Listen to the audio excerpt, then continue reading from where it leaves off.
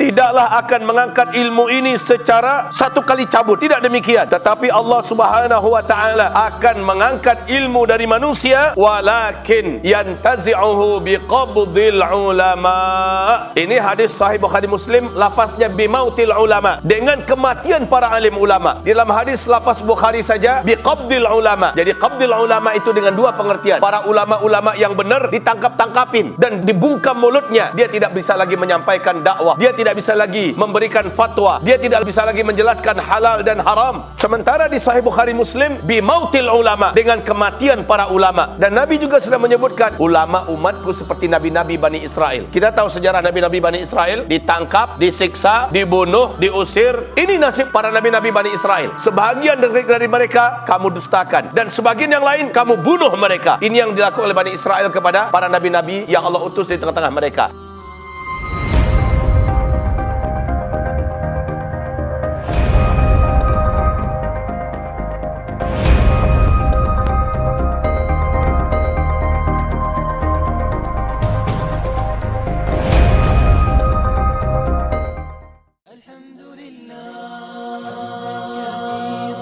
Alhamdulillah,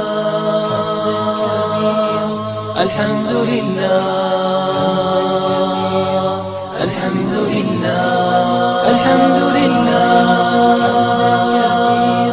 Alhamdulillah, Alhamdulillah. Assalamualaikum warahmatullahi wabarakatuh. Alhamdulillahi rabbil alamin. Wabihi nasta'inu ala umurid dunya wad din. Ashhadu an la ilaha illallah wa ashhadu anna sayyidana wa habibana Muhammadan abduhu wa rasuluh la nabiyya ba'dah. Qala Allah subhanahu wa ta'ala, ya ayyuhalladzina amanu taqullaha haqqa tuqatih wa la tamutunna illa wa antum muslimun. Wa qala ya ayyuhan nas ittaqu rabbakumul ladzi khalaqakum min nafsin wahidah wa khalaqa minha zawjaha wa batha minhuma rijalan katsira wa nisaa. واتقوا الله الذي تساءلون به والأرحام إن الله كان عليكم رقيبا. وقال يا أيها الذين آمنوا اتقوا الله وقولوا قولا سديدا يصلح لكم أعمالكم ويغفر لكم ذنوبكم ومن يطع الله ورسوله فقد فاز فوزا عظيما. Allahumma arhamna bil Qur'an wa sadaqallahul azim. Wa qala an-nabiy sallallahu alaihi wasallam, innamal a'malu binniyat wa innama likulli imri'in ma nawa. Faman kanat hijratuhu ila Allah wa rasulih fahijratuhu ila Allah wa rasulih. Wa man kanat hijratuhu lidunya yusibuha aw imra'atin yankihuha fahijratuhu ila ma hajara ilaih. Amma ba'du. Ibadallah, segala pujian dan syukur kita sampai pada hari Jumat ini di penghujung tahun 2020. Kita diberi oleh Allah kehidupan, dan dalam hidup ini masih ada iman di dalam dada yang menggerakkan kita menuju masjid. Dan dalam iman ini masih Allah beri rahmat dan kekuatan kepada kita untuk berada di atas amal-amal yang mulia. Tidak di tempat maksiat, tidak bersama ahli maksiat, dan tidak sedang bermaksiat. Kita berharap, memohon dan berdoa kepada Allah agar Allah mengistiqomahkan kita di atas kebaikan ini sampai kita menghembuskan nafas terakhir kita. Amin.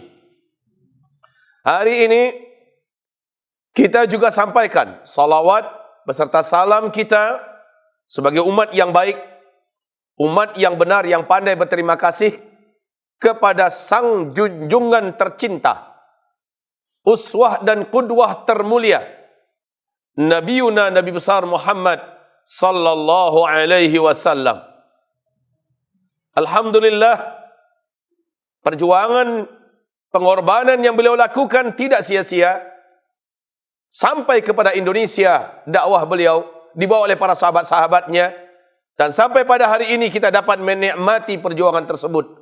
Maka sudah sangat pantas bila kita beradab kepada beliau, rajin mengucapkan salawat dan salam terhadapnya sebagai bentuk umat yang benar, umat yang pandai berterima kasih. Allahumma salli ala hadzal nabi wa ala alihi wa sahbihi wa man tabi'ahu bi ihsanin ila yaumiddin.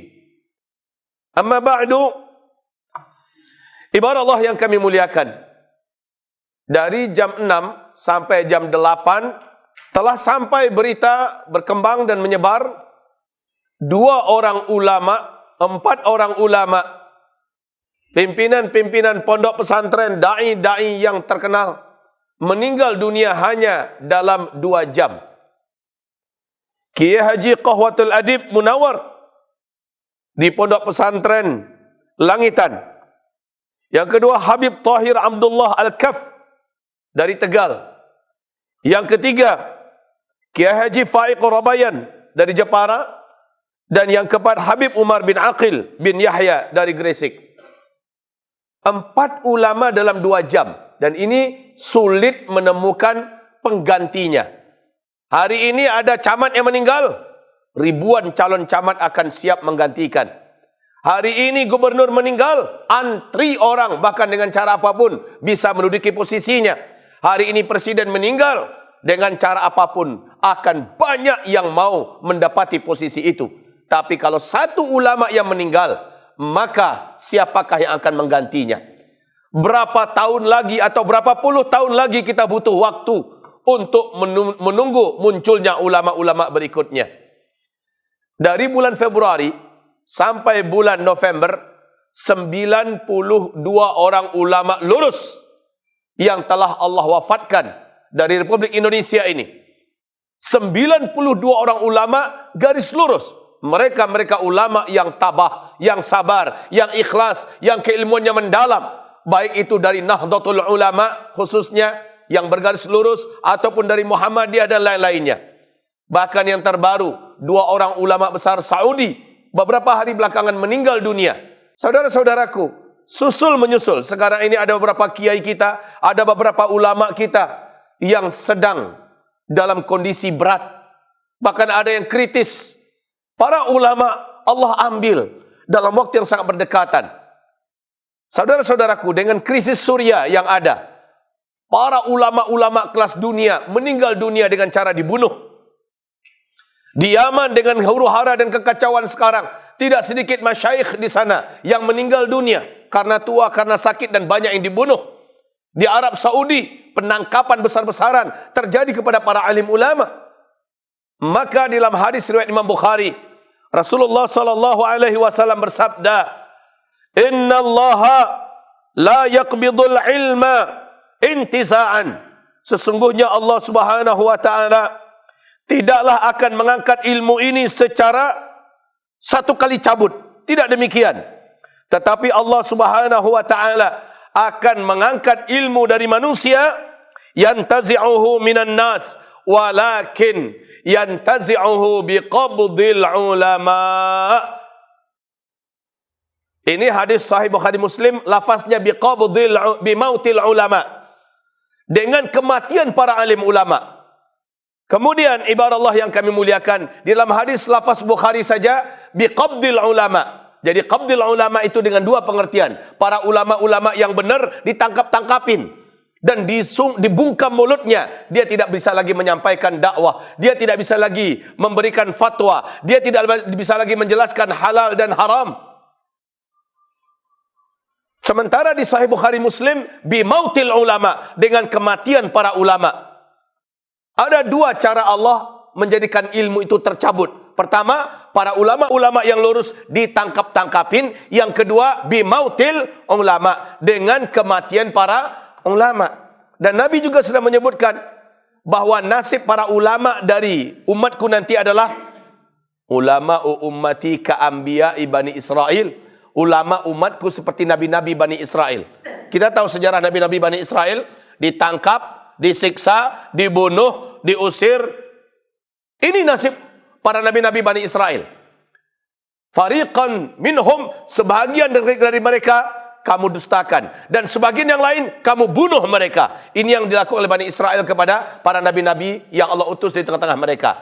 Dan nasib ulama-ulama dari umatku, kata Rasulullah, akan senasib seperti para nabi-nabi daripada Bani Israel. Bila dirayu tidak mempan, bila diiming-imingi jabatan tidak tembus, bila diiming-imingi dengan dunia tidak berhasil, bila dirayu dengan wanita tidak kena, maka kemudian diberikan intimidasi, ditekan, dibenci, difitnah, dimusuhi. Kalau bisa terusir, nggak bisa juga diusir, dibunuh. Ini adalah langkah-langkah mereka yang Allah sebutkan dalam surah Al-Anfal, bahwa orang-orang kafir itu sangat ingin menangkap kamu, mengeluarkan kamu, membunuh kamu. Ini adalah suatu sunnatullah. Tapi di akhir zaman istimewanya, Allah istimewakan lagi dengan cepatnya para ulama-ulama ini meninggal dunia. Ibarat Allah, hamba-hamba Allah yang kami muliakan, ma'adhan Allah, ketika kita melihat kondisi yang semakin genting ini, maka apa yang harus menjadi buah renungan fikiran kita? Apa yang mesti tersemat dalam hati kita? Padahal kita sadar, seperti yang dikatakan, seperti yang disampaikan oleh Rasulullah SAW tentang kematian dan penangkapan para ulama ini. Sehingga mautu alfi abidin qaimil lail, kematian 1000 orang ahli ibadah, qaimil lail, ahli tahajud. Jadi ada ahli ibadah, ahli tahajud. Shaimin nahar, ahli puasa, ahli dalam masalah ibadah-ibadah. Ahwan, itu bagi Allah lebih ringan. Bagi Allah lebih cetek, lebih gampang daripada kematian min mauti alim, daripada kematian satu orang yang berilmu. Mati satu orang berilmu nggak ada apa-apanya dengan 1000 orang alim yang mati, 1000 orang abid yang mati ahli ibadah. Ibadah Allah yang kami muliakan, ahli ibadah itu hanya kebaikan untuk dirinya, tapi orang yang berilmu, jutaan manusia akan mendapatkan kebaikan darinya. Ahli ibadah tidak akan mampu memadamkan api fitnah, tidak akan mampu menahan kemungkaran, tidak akan mampu menghentikan dosa dan maksiat. Sementara ahli ilmu, merekalah yang mampu memberikan penerangan dalam kegelapan. Ibarat Allah yang kami muliakan, mimauti alimin yasbiru bihalalillah yasdiru bihalalillah wa haramihi. Apa dampak berikutnya yang terjadi ketika para alim ulama sudah tidak ada? Yang lurus-lurus loh ya.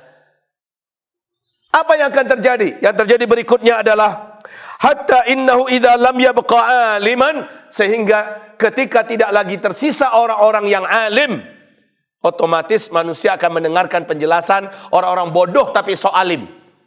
Sok ngomong bicara tentang agama, atau ulama-ulama usuk, ulama-ulama penjilat, ulama-ulama yang memburu jabatan, ulama-ulama yang berlari di belakang amplop, ulama-ulama yang berharap mendapatkan dunia dari kekuasaan, ulama-ulama yang mendatangi pintu-pintu pemerintah, ulama-ulama yang tidak takut dengan akhirat, ulama-ulama yang senantiasa memutarbalikkan ayat demi kepentingan kelompok dan organisasi, demi kepentingan partai. Ulama-ulama macam inilah yang tersisa, karena mereka yang diberikan panggung, mereka yang diberikan kesempatan untuk beraktivitas dan bergerak.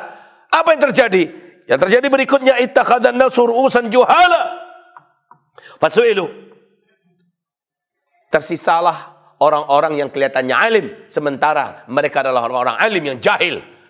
Adakah orang alim yang jahil? Ada. Macam mana itu orang alim yang jahil? Dia berilmu, tapi dia mengamalkan apa yang bertolak belakang daripada ilmunya.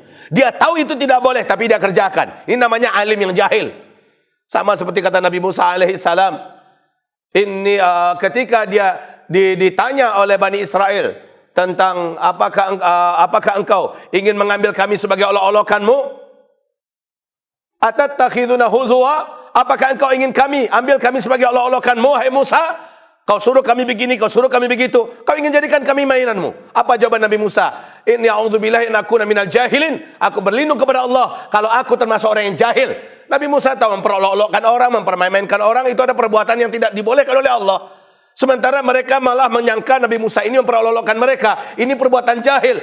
Tak mungkin aku yang sudah ada ilmu, bahkan aku mengajak kalian kepada kebaikan dan akhlak yang mulia, lalu saya memperolok-olokkan kalian, mempermainkan kalian.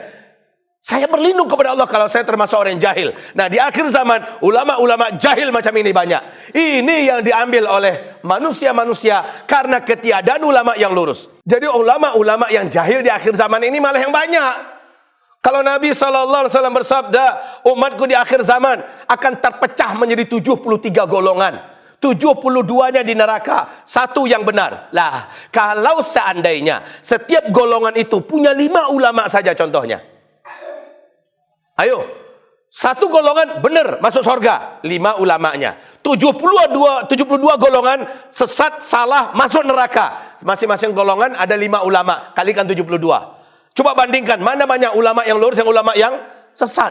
Di akhir zaman, ulama yang sesat itu yang banyak, yang menyesatkan. Ulama penjilat, ulama amplop, ulama yang mencari dunia, ulama yang menjilat pantat-pantat para penguasa. Na'udzubillah, kita berlindung dengan ini. Sementara ulama-ulama yang sedikit itu, hantaman, fitnahan, tekanan, intimidasi, segala macam makar dipersiapkan untuk membungkamnya. Semakin sedikit. Atau menggunakan jasa-jasa setan, disantet. Menggunakan jasa-jasa setan dari bangsa jin, disihir. Menggunakan jasa-jasa setan manusia, pakai dibunuh dengan cara diracun dan sebagainya. Ini juga termasuk di antara makar-makar mereka untuk menghabisi para alim ulama kita. Saudara-saudaraku, hamba-hamba Allah yang kami muliakan, yang harus kita lakukan sekarang, enggak banyak-banyak. Bila antum ada ulama di sekitaran antum, wahai saudara-saudaraku yang kami muliakan, pasti ada di kampung kita ulama, pasti ada di kota kita ulama, pasti ada di wilayah kita, di provinsi kita ulama-ulama yang lurus. Tolong jaga dia. Tolong perketat pemeliharaan dan penjagaan kepadanya. Karena banyak orang yang datang ingin berbuat jahat kepadanya. Apakah pura-pura gila? Ataukah dengan cara apa? Atau di tengah jalan? Tolong pasang badan antum. Karena kalau kita meninggal, tidak ada ruginya bagi manusia. Tapi kalau ulama yang meninggal, maka alam ini merintih, meratap karena kehilangan yang besar. Itu yang pertama. Yang kedua, bagi yang punya anak-anak muda, orang-orang tua yang punya anak-anak muda, perintahkan pada anak mudanya, perintahkan pada remaja-remaja masjid, pemuda-pemuda masjid, agar mereka bergantian untuk menjaga dan mengawal para alim ulamanya. Di akhir zaman ini, secara fisik itu bisa kita lakukan sekarang.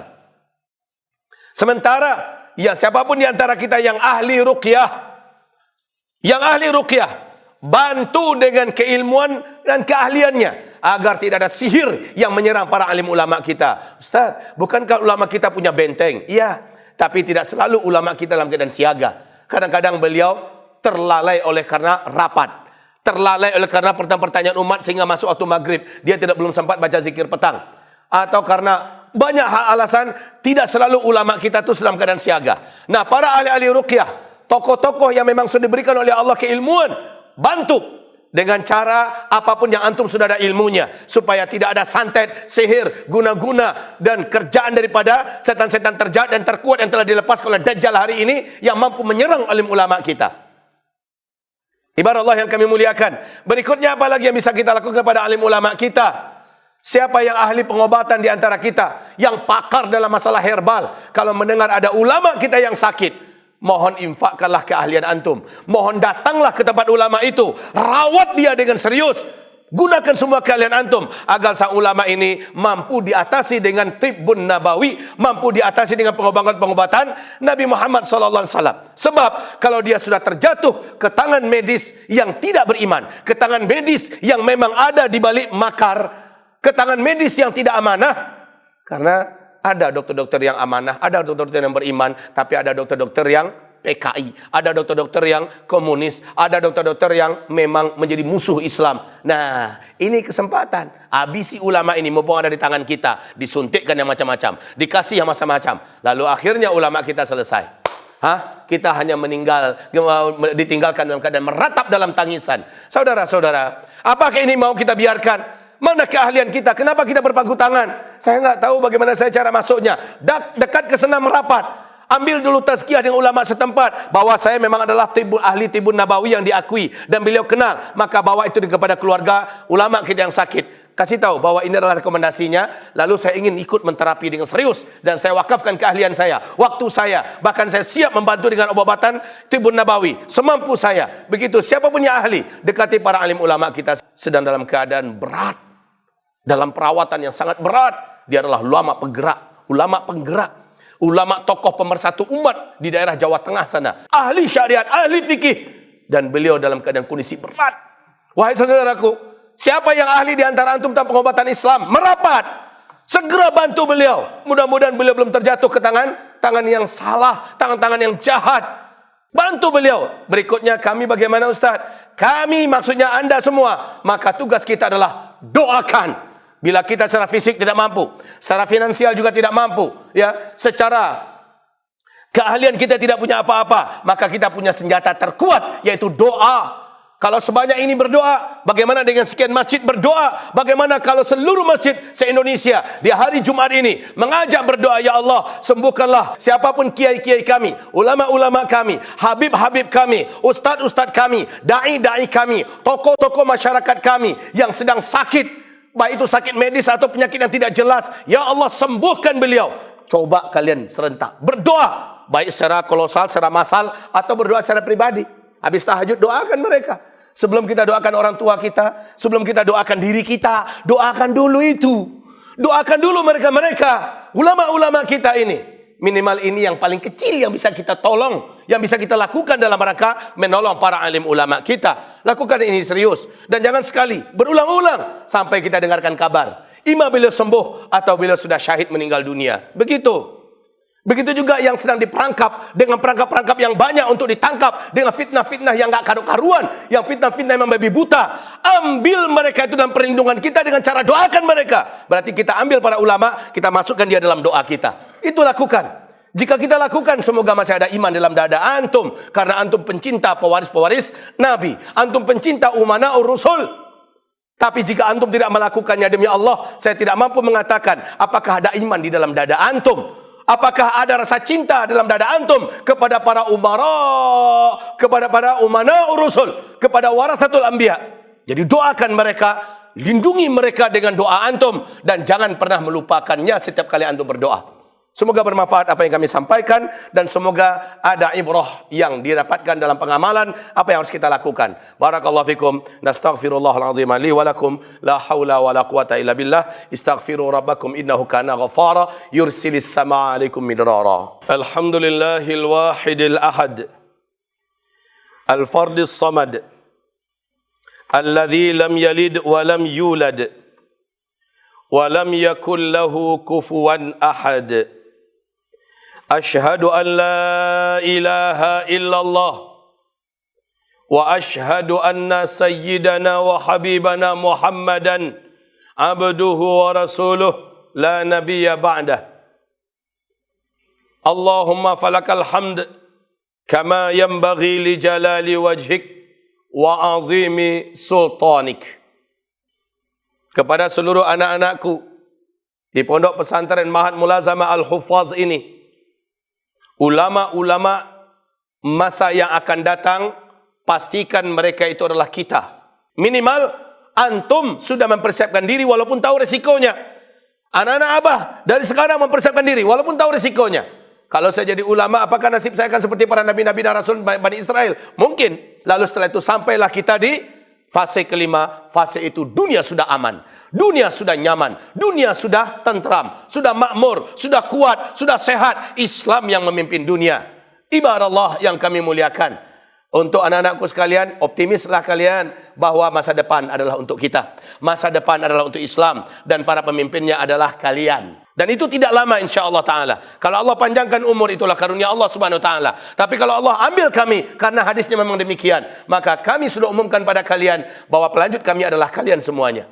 Bersiap-siaplah kalian dengan diri kalian, bersiap-siaplah kalian dengan tekad kalian. Kalian menjadi orang besar, tidak ada orang yang lebih besar melebihi ulama. Kalian menjadi orang terkenal, tidak akan ada yang lebih terkenal melebihi ulama. Kalian menjadi pemimpin dunia dan akhirat. Di akhir zaman, para ulama lah menjadi pemimpin dunia, sebagaimana kelak dia akan memimpin akhirat. Barakallahu fikum. Allahumma salli wa sallim ala hadhan nabiyil karim wa ala alihi wa sahbihi ajma'in wa man tabi'ahu bi ihsanin ila yaumiddin. Allahumma ighfir lil muslimina wal muslimat والمؤمنين والمؤمنات الأحياء منهم والأموات برحمتك يا سميع يا قريب يا مجيب الدعوات يا أرحم الراحمين.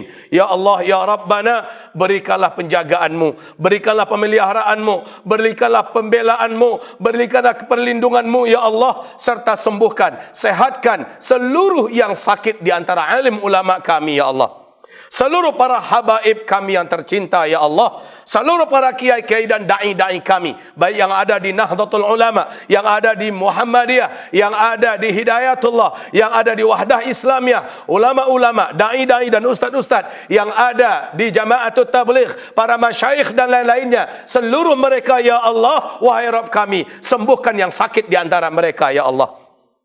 Angkatlah seluruh penyakit-penyakit mereka ya Rabbana. Engkaulah Asy-Syafi, sang maha pemberi kesembuhan, serta lumpuhkan, mandulkan dan mantulkan seluruh makar-makar busuk yang dipersiapkan untuk menjebak para alim ulama kami ya Allah, untuk menghabisi, untuk menghadang langkah dakwah, bahkan untuk menyebarkan fitnah, membunuh, mematikan para alim ulama kami, para dai-dai kami di akhir zaman ya Allah. Wahai Rabb kami, kepada Engkau kami mengadukan ketiadaberdayaan kami, kepada Engkau kami sampaikan kelemahan kami. Hanya Engkaulah sang wali orang-orang yang beriman, hanya Engkaulah al-wakil, fa innaka ni'mal wakil, ni'mal maula wa ni'man nasir. Allahumma unsuril Islam wal muslimin fi Palestin. Ya Allah, tolonglah Islam dan kaum muslimin di negeri Palestina dalam rangka membebaskan Masjid Al-Aqsa kami. Tolonglah umat Islam dan kaum muslimin di Suriah sana ya Allah, di seluruh biladus Syam, dan seluruh kaum muslimin muslimat, mukminin mukminat yang mazlumina dan mazlumat. Anta waliyuna ya Rabbal mustad'afin, ya Rabbal mustad'afat. Ya Allah, ya Rabbana, tolonglah umat Islam dimanapun saja berada saat ini, termasuk di Indonesia yang tercinta ini ya Allah. Jagalah negeri kami menjadi negeri yang Engkau kuatkan dengan agama. Engkau tancapkan jiwa-jiwa agama ke dalam dada setiap orang-orang yang beriman di sini ya Allah, sehingga mereka tampil paling depan untuk menegakkan agama, bersatu untuk membela agama dan memenangkan agama ini ya Allah, ya Rahman, ya Rahim. Kami mohon kepada Engkaulah sahibul makar, Engkaulah pemilik makar yang tertinggi. Wa makaru wa makarallah wallahu khairul makirin. Mereka punya makar dan Engkau pun telah punya makar, dan makarmu lah yang pasti menang. Maka tunjukkan pada kami ya Allah makarmu yang Engkau kerjakan di Indonesia, sehingga seluruh makar orang-orang yang benci pada agamamu, seluruh makar orang-orang yang benci pada negara tercinta kami ini ya Allah, seluruhnya dalam kehinaan dan kembali kepada mereka akibat buruk dari makar-makar mereka itu ya Allah. Amin ya Rabbana ya Arhamar Rahimin. Rabbana atina fid dunya hasanah wa fil akhirati hasanah wa qina adzaban nar. Subhana rabbika rabbil izzati amma yasifun wa salamun alal mursalin walhamdulillahi rabbil alamin wa aqimus shalah. Inna fi iqamati shalah tanha 'anil fahsya'i wal munkari wal baghi ya'idzukum la'allakum tadhakkarun wa dzikrullahil akbar wa aqimus shalah.